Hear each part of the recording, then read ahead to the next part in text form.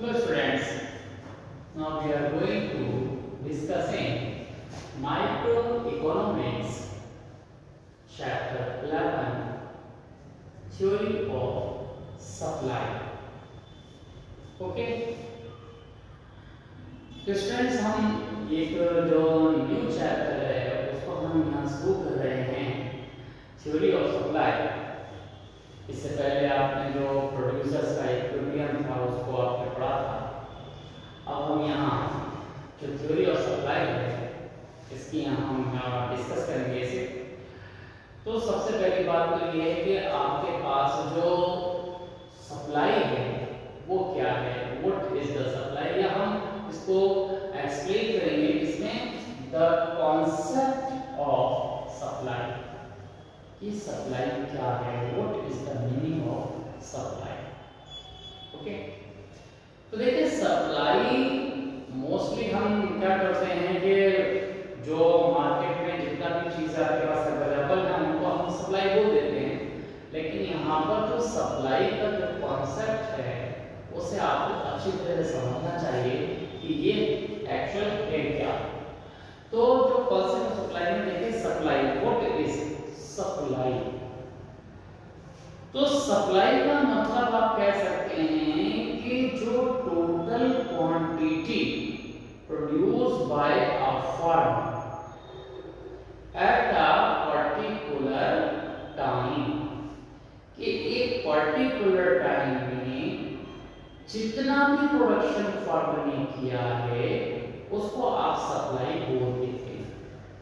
ये क्या है, आप सप्लाई की बात कह सकते हैं। लेकिन इस सप्लाई में भी क्या होता है, आप याद रखिए दो चीजें आपके पास रहती हैं। क्योंकि जब हम इसको थोड़ा सा और एक्सप्लेन करते हैं तो जो सप्लाई आपके पास आती है फिर वो ब्रेक हो जाती है सप्लाई और स्टॉक में। तो सप्लाई अलग होती है और स्टॉक अलग है। जो क्वांटिटी है आपके पास, टोटल क्वांटिटी की बात करते हैं जब हम बात करेंगे, कॉमनली तो हमने उसको सप्लाई कह दिया, लेकिन जब हम इसको आगे बढ़ाते हैं थोड़ा सा और इसको क्लियर करते हैं तब हमारे पास आ जाता है क्या, सप्लाई और स्टॉक। अब स्टॉक की अगर हम बात करते हैं या सप्लाई की बात करते हैं तो यहाँ पर आपको दोनों चीजें अलग अलग समझनी होगी कि सप्लाई क्या होता है और स्टॉक क्या होता है। लेकिन सप्लाई का मीनिंग अगर हम यहाँ देखते हैं तो जो ये सप्लाई आप बोलते हैं कि ये सप्लाई आपके पास क्या है, ये जो हम सप्लाई की हम यहाँ बात करते हैं तो सप्लाई आपके पास क्या है, इसे आप देखते हैं तो सप्लाई का मतलब है कि पर्टिकुलर टाइम में, अभी हम लोग को बताया था कि पर्टिकुलर टाइम में जो भी प्रोडक्शन फर्म ने किया है और जो अवेलेबल है मार्केट में एट अ अवेलेबल प्राइस, जो हमारे पास आज के प्राइस में मार्केट में जितना भी प्रोडक्शन है जो कि बिकने के लिए आ गया है, अवेलेबल फॉर द सेल। तो सेल के लिए जितना भी प्रोडक्शन अगर मार्केट में है एट अ पर्टिकुलर रेट, जिस रेट पर वो अवेलेबल है। अब मान लीजिए कि आज हमारे पास, हम एक शुगर का एग्जांपल लेते हैं तो शुगर के एग्जांपल में हमारे पास यहाँ मान लीजिए कि ये आज शुगर जो है वो 40 रुपए किलो है। तो इस 40 रुपए के हिसाब से आज मार्केट में जितनी भी शुगर अवेलेबल है वो हमारे पास सप्लाई है। याद रखिए कि ये हमारे पास सप्लाई होगी कि जो अवेलेबल जो क्वांटिटी है हमारे पास आज बिकने के लिए जो हमने रखी हुई है जो कि 40 रुपए पर बिकेगी वो सप्लाई है। अब स्टॉक का क्या होता है, तो स्टॉक का मतलब होता है टोटल क्वांटिटी। अब देखिए जब सप्लाई की बात की गई थी तो अवेलेबल क्वांटिटी इन मार्केट की बात की गई थी। अब जब हम स्टॉक की बात करेंगे, जब हम यहाँ स्टॉक लिखते हैं तो स्टॉक में हम क्या करते हैं, टोटल क्वांटिटी। अब यहाँ पर अवेलेबल क्वांटिटी नहीं है फॉर सेल, यहाँ पर है total quantity produce by the firm. एक फर्म ने पर्टिकुलर टाइम में जितनी भी क्वांटिटी प्रोड्यूस की हुई है।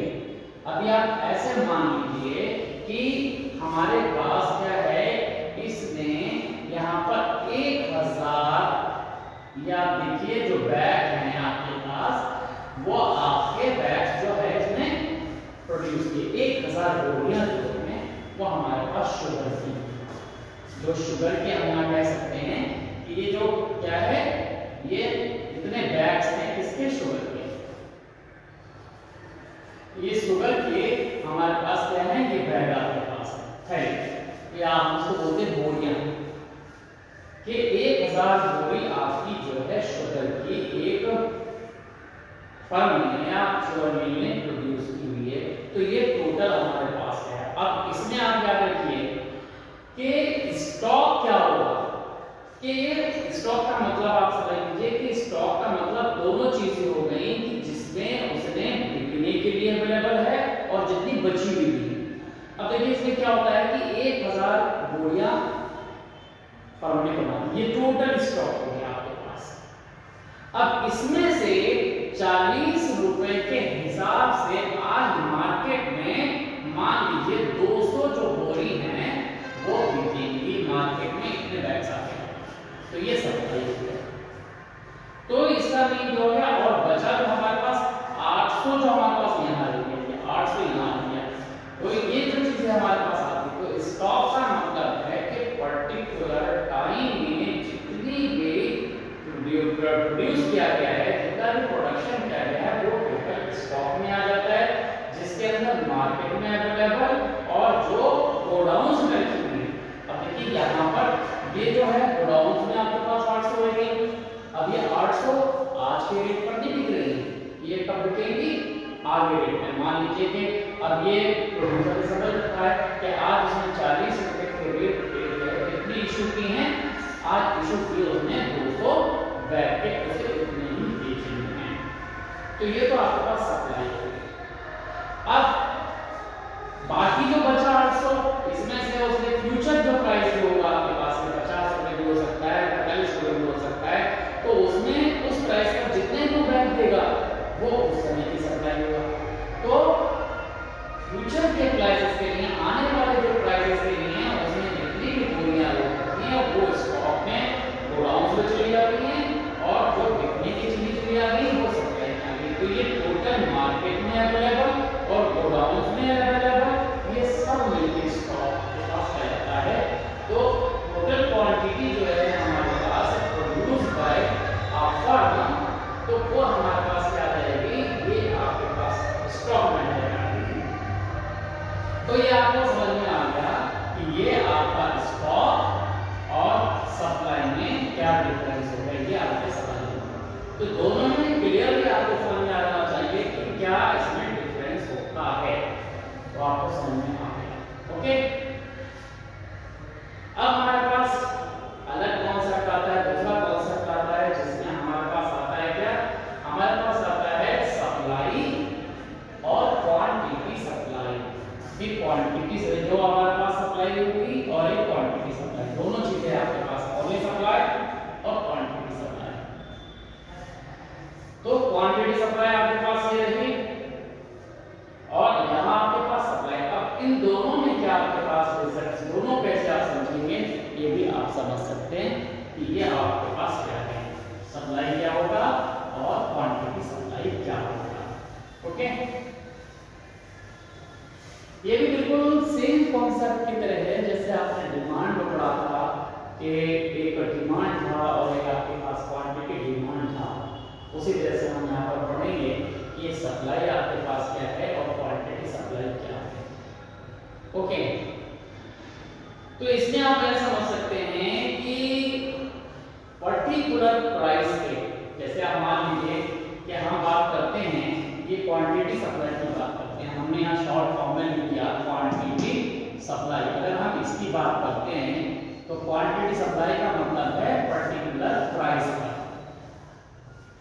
मान लीजिए कि जो प्राइस है वो आपके पास क्या है, ये आपके पास प्राइस है, और प्राइस और यहाँ पर जो है आपके पास, यहाँ आपके पास जो है क्वांटिटी है, आपके पास ये क्वांटिटी है, सप्लाई है।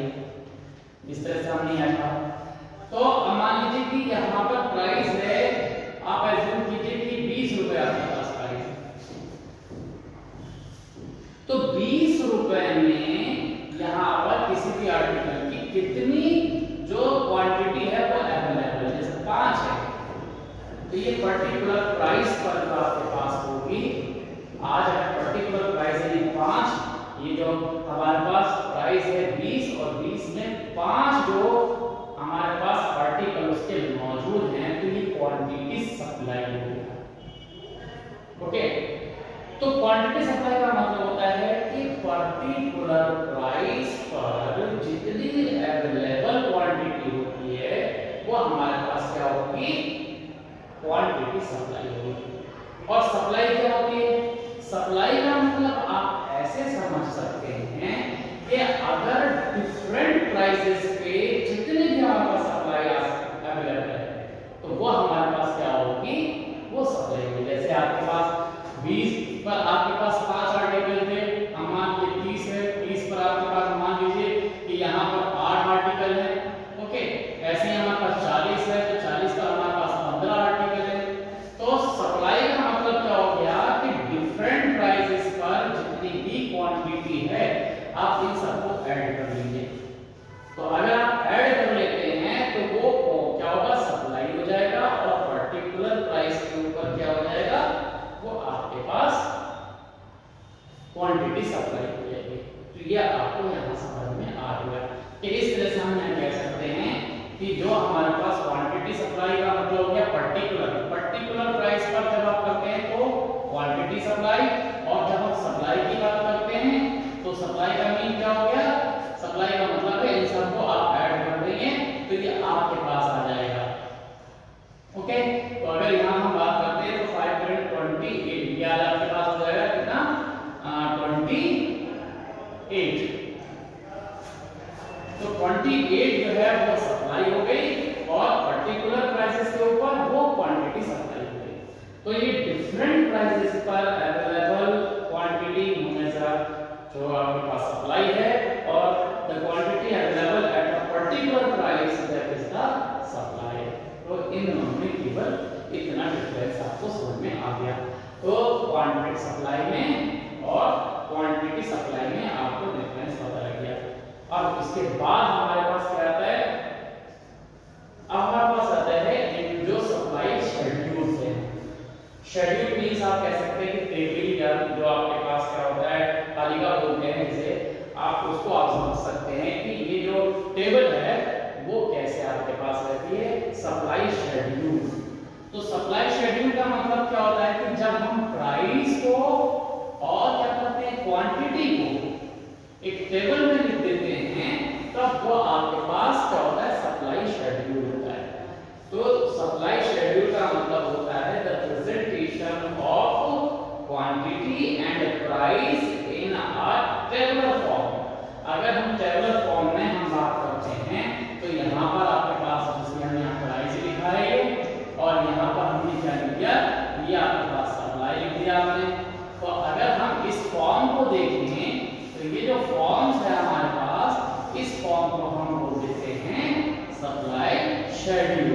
अब यहाँ पर जैसे मान लीजिए 10 है, 15 है, 20 है और यहाँ 25 है, और ये आपके पास इस तरह से, और जो सप्लाई हमारे पास है वो मान लीजिए इस तरह से कि यहाँ पर 20 है, यहाँ पर आपके पास मान लीजिए 22 है, यहाँ पर आपके पास 25 है, यहाँ पर आपके पास 28 है, इस तरह से, और ये आपके पास 30 है।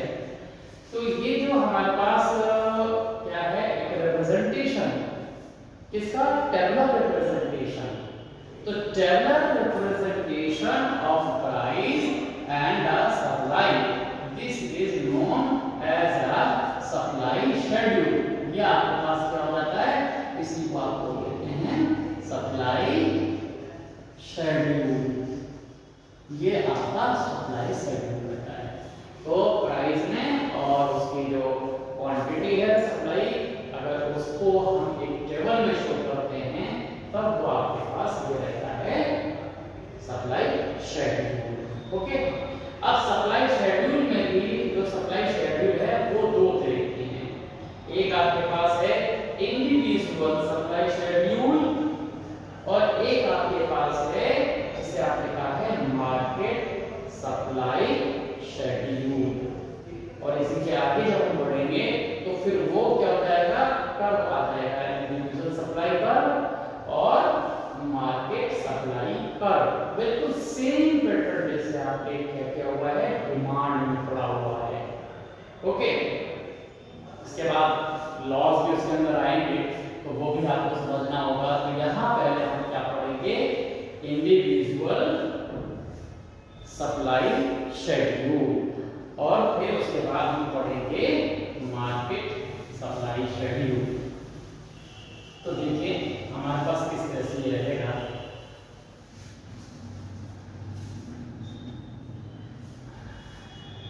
तो इंडिविजुअल जो हमारे पास सप्लाई शेड्यूल है वो आपके पास क्या होता है, इंडिविजुअल का मतलब होता है कि जब हम किसी पर्टिकुलर फॉर्म की बात करते हैं या कोई जैसे सेलर है आपके पास या शॉपकीपर है, उसके पास कितनी क्वांटिटी जो है वो अवेलेबल है किसी भी आर्टिकल की eight a different price.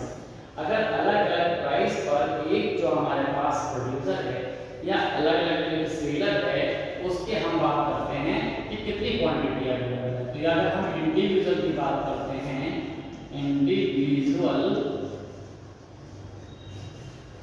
Supply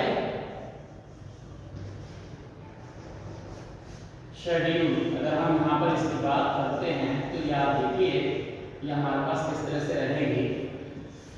यहाँ पर क्या होगा, मान लीजिए फॉर हमारे पास क्या है, एक हमारे पास क्या है, ए फॉर्म, एक सेलर है या फॉर्म है, एक शॉपकीपर है, उसके हम बात कह सकते हैं। देखिए जब भी सप्लाई की बात आए तो आपके दिमाग में एक ही चीज होना चाहिए कि आप सेलर हैं, और जब डिमांड की हम बात करते हैं तो आपके दिमाग में एक चीज रहना चाहिए कि हम कंज्यूमर हैं।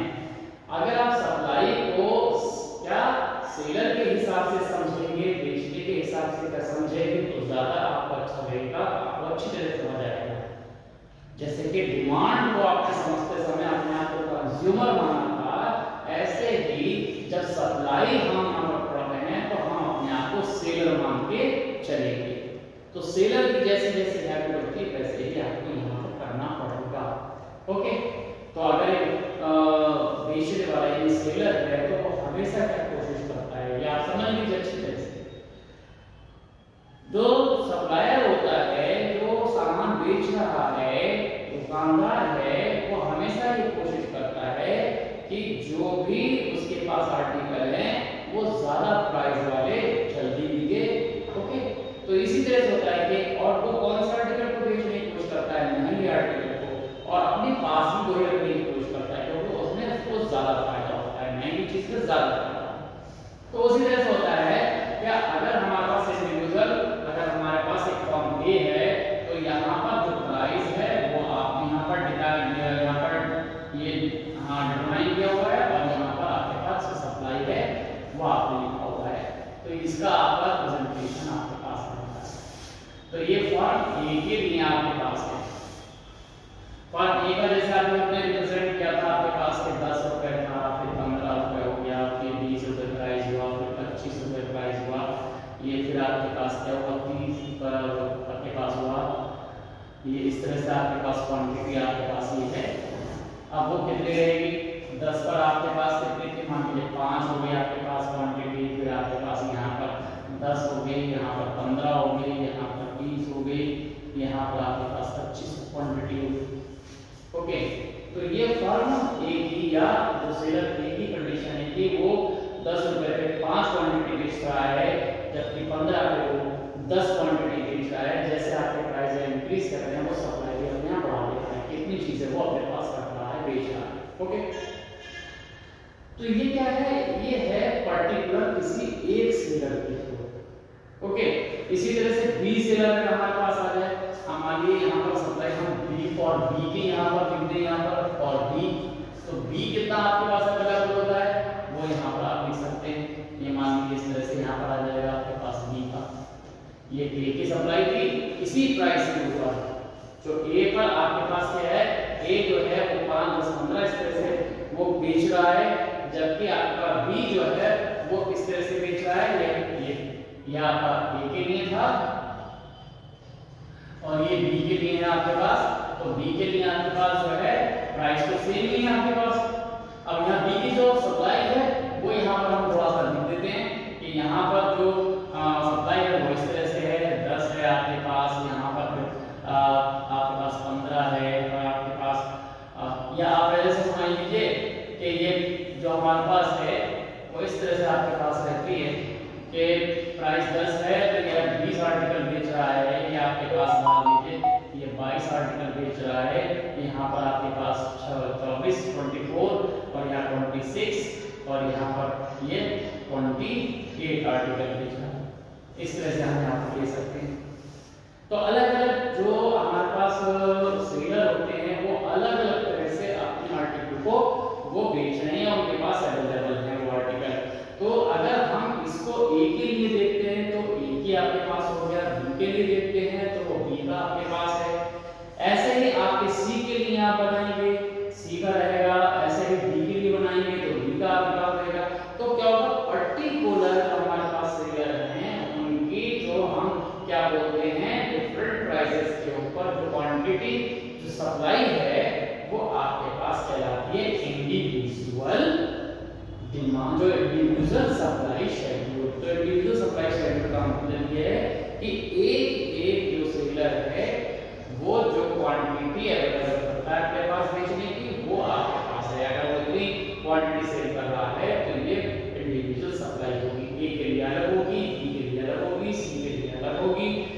तो जितने भी मार्केट के अंदर ऐसे सेलर हैं उन सब के लिए ये अलग अलग आपके पास होती है। ओके, फिर हमारे पास दूसरा जो हमारे पास पॉइंट आता है जिसे हम बोलते हैं मार्केट सप्लाई शेड्यूल।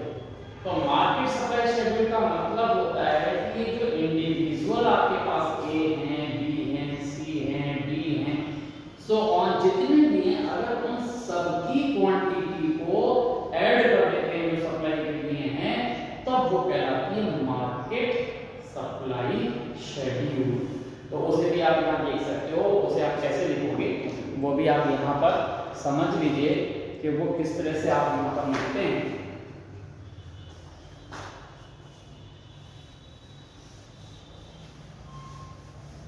तो मार्केट जो सप्लाई है आपके पास वो हमारे पास किस तरह से रहेगी ये भी आप अच्छी तरह से देख लें।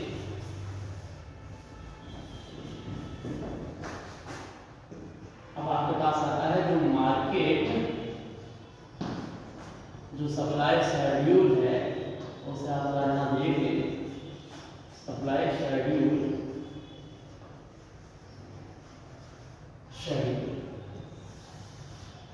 यहाँ पर देखिए ये आपके पास क्या था, ये था आपका प्राइस, ओके, और यहाँ पर आपके पास क्या है, ये आपके पास सप्लाई है, ओके,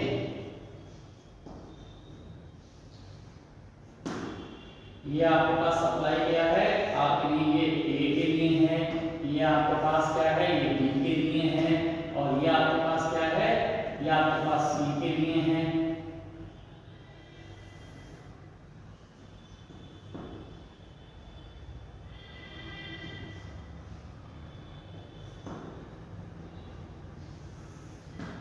ओके, और ये इंडिविजुअल हो गए। अब इसके यहाँ पर अगर हम यहाँ करते हैं तो ये आपके पास होगी मार्केट, इन सबको ऐड कर देते हैं तो ये होगी मार्केट सप्लाई, मार्केट सप्लाई। अब मार्केट जैसे प्राइस आपके पास क्या था, 10 था, 15 था, 20 था, इस तरह से 25 और ये आपके पास 30 था, ये आपके पास पर्टिकुलर आपके पास था। अब पहली जो हमारे पास जो ये वाली कंडीशंस हमने आपको बताई थी वो यहाँ पर 5 था, यहाँ पर 10 था, यहाँ पर 15 था, यहाँ पर 20 था और ये 25 था, इस तरह से। बी के लिए ये आपके पास 20 था, 22 था, यहाँ पर 24 है, यहाँ पर 26 है, यहाँ 28 है। और सी के लिए आप मान लीजिए ऐसे सी जो बेचने के लिए अवेलेबल उसके पास जो आर्टिकल्स हैं वो आप यहाँ पर मान लीजिए कि ये कितना रखता है आपके पास, यहाँ पर वो रखता है मान लीजिए 16 है, आपके पास 17 है, यहाँ पर 18 है, यहाँ पर 19 है और यहाँ पर 20। सबका अपना अलग अलग प्रोसीजर है, सब अलग अलग क्वांटिटी बेच रहे हैं। तो मार्केट जो सप्लाई होती है, मार्केट सप्लाई का मतलब है A plus B plus C plus dash dash, इन सब की जो हमारे पास क्वांटिटी है उसको ऐड कर देते हैं। तो अगर हम यहाँ ऐड कर लेते हैं तो यहाँ हमारे पास कितना हो जाएगा 6 और यहाँ पर कितना हो गया ये 21, यानी ये मिलके यानी कितना 5 प्लस 20 प्लस 16, इन सबको ऐड किया तो ये आपके पास आ गया 41। ये आपके पास मार्केट सप्लाई है। इसी तरह से यहाँ पर क्या होगा 10 प्लस 22 प्लस 17, ये आपके पास क्या हो जाएगा, इन सबको आप ऐड कर देंगे तो ये आपके पास है 7 to 9 और यहाँ पर आपके पास कितना आ जाएगा ये 3 और ये 4, 49। इस तरह से इसी तरह से आप यहाँ पर ऐड करते चले जाएंगे तो ये आपके पास क्या हो जाएगा यहाँ 15 प्लस 24 प्लस 18, ये आपके पास कितना हो जाएगा 8 12 17 और ये 2 और 2 4 और 5। इस तरह से क्वांटिटी आपके पास इस तरह से ये इन सबको आप क्या कर रहे हैं ऐड करते चले जा रहे हैं। तो जब आप ये ऐड करते चले जाएंगे तो ये क्वांटिटी आपके पास सब आपकी ऐड होती चली जाएगी और यहाँ आपके पास 5 और यहाँ कितना हो जाएगा 65। ऐसे इन सबको आप ऐड कर देंगे तो ये आपके पास कितना हो जाएगा, ये हो जाएगा 73।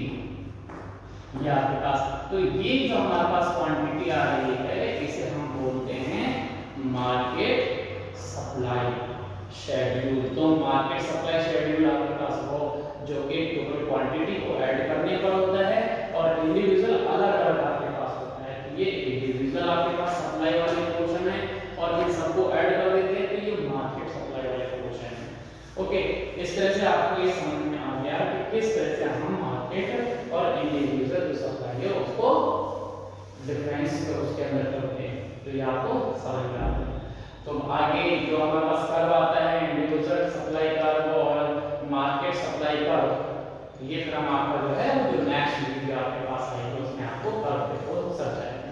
Okay, thank you.